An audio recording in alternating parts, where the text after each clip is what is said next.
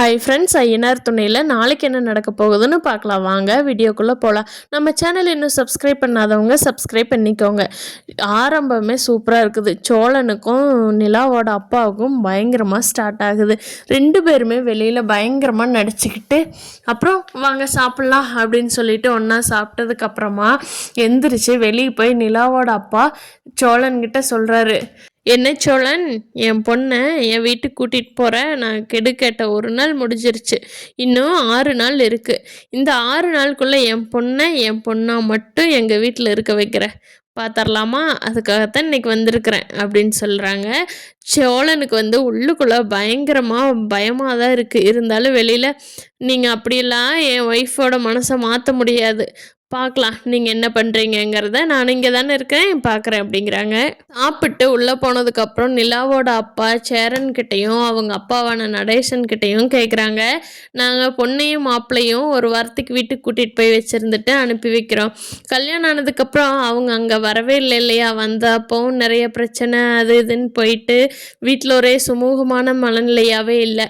அதனால் இந்த டைம் நான் பொண்ணையும் மாப்பிள்ளையும் கூட்டிகிட்டு போய் ஒரு வாரம் வச்சுருந்து அனுப்பிச்சி விட்றேன் அப்படிங்கிறாங்க. அதுக்கு சோழங்கப்பா அப்படிங்கிறாரு.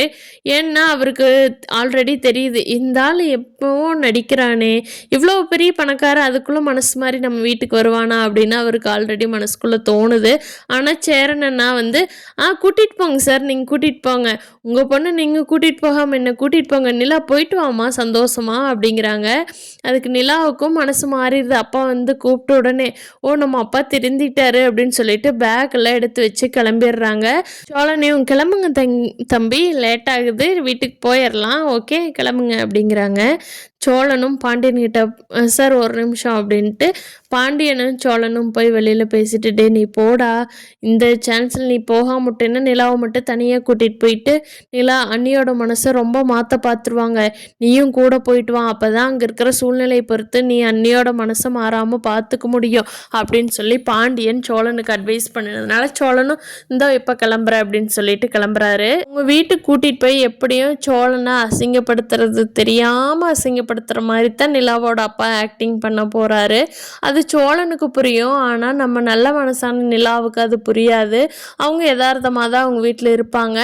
அப்படி இருக்கும்போது சோழனை ஒரு விஷயம் அவமானப்படுத்தும் போது நிலாவோட மனசு மாறி சோழனை லவ் பண்ண ஆரம்பிச்சிருவாங்களா, இல்லை அவங்க அப்பாவோட அட்டாக்கை பார்த்துட்டு சோழனை வேண்டான்ட்டு அவங்க வீட்லேயே இருக்கலாம்னு நினைப்பாங்களாங்கிறத வரப்போகிற நாட்களில் பார்க்கலாம். ஃப்ரெண்ட்ஸ், இந்த வீடியோ பிடிச்சிருந்தா லைக் பண்ணிக்கோங்க. நீங்கள் என்ன நினைக்கிறீங்கன்னு கீழே கமெண்ட் பண்ணுங்கள். தேங்க்யூ.